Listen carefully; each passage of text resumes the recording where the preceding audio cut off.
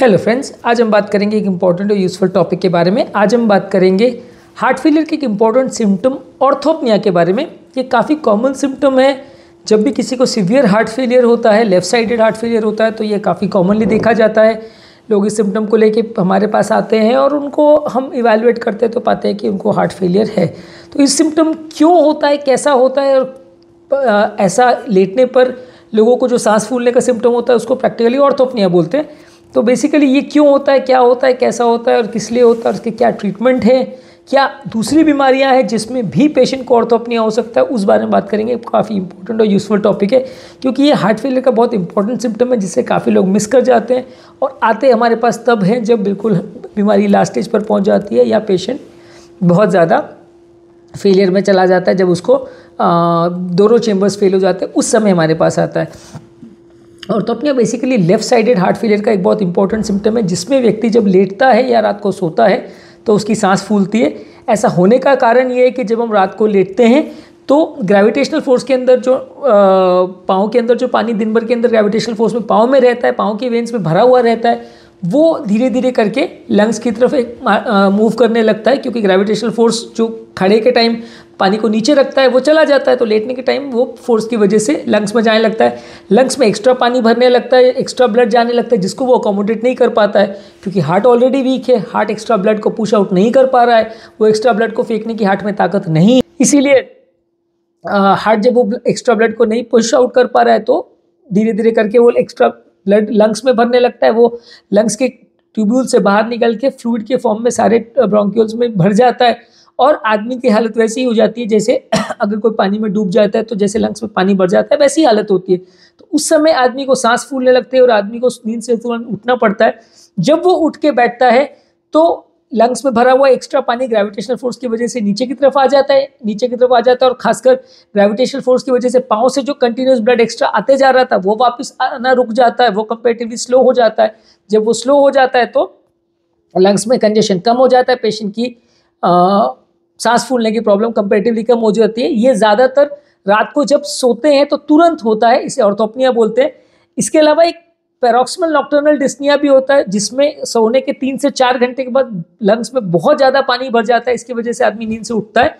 दोनों में ही लगभग पैथोफिजियोलॉजी सेम है लेकिन पैरोक्सिमल नॉक्टर्नल डिस्निया ज़्यादा स्पेसिफिक है, सोने के ज़्यादा घंटे के बाद होता है। ऑर्थोपनिया और पीएनडी में डिफरेंस क्या है कि ऑर्थोपनिया तुरंत होता है, पैरोक्सिमल नॉक्टर्नल डिस्निया यानी पीएनडी 4-5 घंटे के बाद होता है।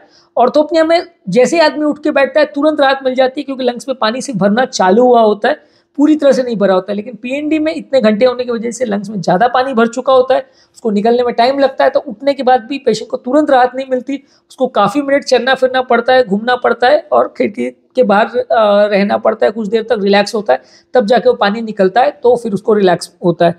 काफ़ी कफ या खांसी भी हो सकती है इस दौरान। तो ऑर्थोपनिया और पीएनडी में डिफरेंस है।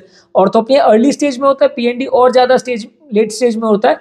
ऑर्थोपनिया हार्ट फेलियर के लिए उतना ज़्यादा स्पेसिफिक नहीं है कि हार्ट में ही होता है, पर अगर पैरोक्सिमल नॉक्टर्नल डिस्निया हो रहा है तो ज़्यादातर वो और ज़्यादा स्पेसिफिक है कि हार्ट के पेशेंट में ही ज़्यादातर होगा। इसके अलावा एक प्लैटिपनिया भी होता है, एक ट्रिपोपनिया होता है। प्लैटिपनिया में उल्टा होता है कि जब आदमी खड़ा होता है तब सांस फूलती है, और ट्रिपोपनिया में ये है कि जब आदमी लेफ्ट करवट पर सोता है तो उस करवट पर सोने में उसको ज़्यादा सांस फूलती है। तो ये दोनों अलग चीज़ें हैं, इनके बारे में अलग वीडियोज़ में बात करेंगे। आज बेसिकली ऑर्थोपनिया को डील करना है। Orthopnoea early stages of heart failure में होता है, बहुत अर्ली नहीं, मतलब जब पंप फंक्शन फेल होना चालू होता है उस स्टेज में होता है, लंग्स में पानी भरना चालू हो जाता है। पैरोक्सिमल नॉक्टर्नल डिस्निया के कंपैरिजन में अर्ली स्टेज में होता है। इसमें व्यक्ति को पूरी रात कई बार उठ के बैठना पड़ता है, कई बार पूरी रात जागना पड़ता है, बार बार जैसे ही वो सोता है तुरंत पानी भर जाता है, और जब ऐसी सिचुएशन होती है तो पूरी रात पेशेंट को नींद नहीं आती है। ऐसी सिचुएशन में पेशेंट रात को अगर अपने सिरहाने को यानी बेड के सिर आने वाले हिस्से को अगर थोड़ा सा उठा के अगर सोता है या 3-4 तकिए को सर के नीचे रख के अगर सोता है तो उसको कंपैरेटिवली ज़्यादा राहत मिलेगी, उसको लंग्स में पानी कंपैरेटिवली कम होगा क्योंकि ऑब्वियसली ग्रेविटी के फैक्टर को आप निगेट कर रहे हो। लेटने में ग्रेविटेशनल फोर्स की वजह से ब्लड लंग्स की तरफ जा रहा है, आप उठ के बैठ जा रहे हो तो पानी लंग्स की तरफ नहीं जा रहा है, तो आदमी को बेटर लगेगा। तो इस पेशेंट में जब वो उठ के बैठ जाता है तब उसे बेटर लगेगा, या सिरहाने को उठा के रखता है तो उसे बेटर लगेगा, या 3-4 तकिए को लगा के वो सोता है तो उसे बेटर लगेगा। ऑर्थोपनिया होने के और भी कई कारण हो सकते हैं। ऑब्वियसली हार्ट फेलियर तो है ही है, लेकिन इसके अलावा सीवियर निमोनिया में भी हो सकता है। जिन लोगों का वजन ज़्यादा हो तो वो फैट जो है डायफ्राम को दबा देता है, तो रात को जब पेशेंट सोता है तो जो सांस की मेन मसल डायफ्राम होती है वो नीचे की तरफ नहीं जा पाती है, तो इस वजह से भी ये होता है। प्रेगनेंसी के दौरान भी हो सकता है, प्रेगनेंसी में डायफ्राम को बच्चा जो साइज पेट में रहता है वो डायफ्राम को मूव करने नहीं देता, तो भी सांस फूल सकती है रात को सोने के टाइम। इसके अलावा लंग्स में अगर पानी भर जाए जिसे प्लूरल एफ्यूजन बोलते हैं तो भी हो सकता है। पेट में अगर पानी भर जाए जिसे एसाइटिस बोलते हैं तो भी हो सकता है। और अगर किसी को डायफ्राम के मसल्स यानी जो सांस की मेन मसल्स होती है उसमें अगर पैरालिसिस हो जाए तो भी हो सकता है। इस तरह के पेशेंट में रिलीफ के लिए ऑब्वियसली आपको पानी का इंटेक कम करना पड़ेगा, नमक का इंटेक कम करना पड़ेगा, हार्ट फेलियर को ट्रीट करना पड़ेगा। हार्ट फेलियर की सारी थेरेपी और रेजिमेंट जो हमको बहुत सारे वीडियोस में हमने बात की हार्ट फेलियर की मेडिसिन के बारे में, उनको फॉलो करना पड़ेगा। सुबह शाम एक्सरसाइज करना पड़ेगा, और हार्ट फेलियर में अगर कोई ब्लॉकेज की वजह से हो रहा है तो उन सारी चीज़ों को ट्रीट करना पड़ेगा। कई बार इस तरह के पेशेंट को कार्डियक एस्थमा भी हो जाता है। कार्डियक एस्थमा में क्या है, श्वास की नलियाँ थोड़ी दब जाती है, उसकी वजह से वीजिंग चालू हो जाती है। तो वैसे पेशेंट में ब्रोंकोडायलेटर्स लेने से या नेबुलाइजेशन सोल्यूशन वगैरह से भाप लेने से भी पेशेंट को फायदा मिलता है। हार्ट फेलियर में ज़्यादातर पेशेंट को ये पानी भरने की वजह से होता है, तो इसलिए पेशाब बढ़ाने वाली दवा देने से आदमी को तुरंत राहत मिल जाता है। कई पेशेंट हमारे पास later stage of heart failure में आते हैं और ऑर्थोपनिया होता है, जैसे ही हम उनको यूरिन बढ़ाने वाला इंजेक्शन देते हैं तो 24 घंटे में 48 घंटे में उनको राहत मिल जाता है। पेशेंट को लगता है अब सब प्रॉब्लम ठीक है, हार्ट ठीक हो गया, कोई दिक्कत नहीं। ऐसे पेशेंट को ये समझने की जरूरत है कि ये जो हम उनको ट्रीटमेंट दे रहे हैं वो खाली पानी निकाल रहे हैं, वो खाली सिम्टम रिलीफ कर रहे हैं, बीमारी ठीक नहीं हो रही है। जहां हम पेशाब बढ़ाने वाली दवा का डोज कम कर देंगे फिर से वो पानी भरना चालू हो जाएगा। बीमारी ठीक कब होगी, जब हार्ट का फेलियर को हम ठीक करेंगे। ये वैसे ही है कि जैसे अगर किसी को बुखार आ गया और हमने क्रोसिन दे दिया तो उससे खाली बुखार कम हो जाएगा, पैरासीटामोल देने से बुखार कम हो जाएगा, लेकिन पैरासीटामोल देने से बीमारी ठीक नहीं होगी। बुखार क्यों हुआ उसको पकड़ना जरूरी है, उसको ठीक करना जरूरी है। मान लीजिए किसी को हड्डी का फ्रैक्चर हो गया और हमने खाली उसको पैरासीटामोल दे दिया, पेन किलर दे दी, तो पेन चला जाएगा, लेकिन हड्डी तो ठीक नहीं होगी। हड्डी को आप जब तक ठीक नहीं करोगे तब तक बार बार पेन होता रहेगा। तो वैसे ही जब तक आप हार्ट फेलियर को ट्रीट नहीं करोगे तब तक आपको बार बार सांस फूलते रहेगी। दवा का पर्पस खाली पानी निकालना है तो पानी निकल जाएगा, तो आपको राहत हो जाएगी। अगर यूरिन बढ़ाने वाली फ्यूरोसिमाइड या टॉर्सिमाइड इंजेक्शन दे दिया या टैबलेट दे दी तो पेशेंट को 2-4 घंटे में रिलीफ हो जाता है, और 24 घंटे के अंदर ज़्यादातर पेशेंट को सिग्निफिकेंट रिलीफ हो जाता है, और बिल्कुल सिम्टम ना हो ऐसा भी हो जाता है। लेकिन बीमारी वहाँ ठीक नहीं हो रही है, वो खाली बीमारी का सिम्टम ठीक हो रहा है, उसको बाद में अपने को फॉलोअप करके मैनेज करके और फर्दर ठीक करना पड़ेगा, नहीं तो वो बार बार तकलीफ देगा। पल्मोनरी एडिमा इसका एक एडवांस स्टेज है जिसमें पानी इतना ज़्यादा बढ़ जाता है कि पेशेंट को भर्ती करना पड़ता है, और उसमें क्या होता है कि सैचुरेशन भी कम होने लगता है। ऑर्थोपनिया अर्ली स्टेज है, उसमें पानी तो भरा है लेकिन उतना ज़्यादा नहीं भरा है कि पेशेंट का सैचुरेशन ड्रॉप होना चालू हो जाए, उतना ज़्यादा कंडीशन नहीं बिगड़ी है कि पेशेंट को भर्ती करने की जरूरत पड़े।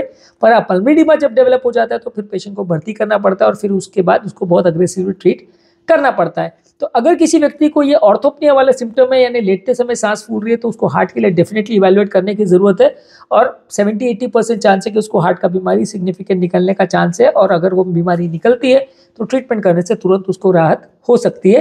प्रिकॉशनरी से अगर आपको ऐसा हो रहा है तो रात को आप जब सोएं तो सर के नीचे पिलोज को रख सकते हैं, 2-3 एक्स्ट्रा पिलोज रख सकते हैं, या सिराने वाले एंड को 2-3 ईंट लगा के आप थोड़ा ऊपर एलिवेट करवा सकते हैं ताकि व्यक्ति को थोड़ा कंपैरेटिवली सांस कम फूले।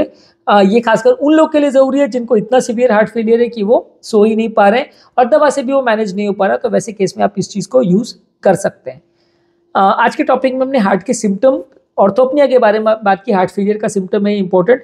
यदि इस टॉपिक को संबंधित आपकी कोई कमेंट्स, कोई सजेशन है, कोई और टॉपिक्स पर आप चाहते हैं हम वीडियोस बनाएं, कोई पेशेंट रिलेटेड क्वेरीज है तो नीचे कमेंट सेक्शन में उनके बारे में बताइए, हम उन्हें कवर करने का प्रयास करेंगे। अंत में मैं डॉक्टर नवीन अग्रवाल तहे दिल से आपका शुक्रिया अदा करूँगा कि आपने इस टॉपिक को एंड तक देखा। जो लोग हमारे चैनल पर नए हैं उन्हें रिक्वेस्ट करूँगा कि चैनल को सब्सक्राइब करें, ऐसा करने से चैनल को कंटिन्यू करने के लिए हमें मोटिवेशन और इंस्पिरेशन मिलती है। यदि इस टॉपिक से या कोई और टॉपिक के बारे में आप बहुत ज़्यादा ह्यूज डिटेल नहीं देखना चाहते हैं, आप चाहते हैं उनका ब्रीफ समरी हम आपको दें, तो हम रेगुलरली यूट्यूब शॉर्ट्स अपलोड करें जिसमें सारे टॉपिक्स का 1 मिनट समरी आपको देते हैं, सेलिएंट फीचर्स आपको देते हैं। आप वो यूट्यूब शॉर्ट्स को देख सकते हैं तो आपको ज़्यादातर सारे टॉपिक का ब्रीफ जिस्ट मिल जाएगा, समरी मिल जाएगा, आपको पूरा डिटेल में नहीं जाना पड़ेगा।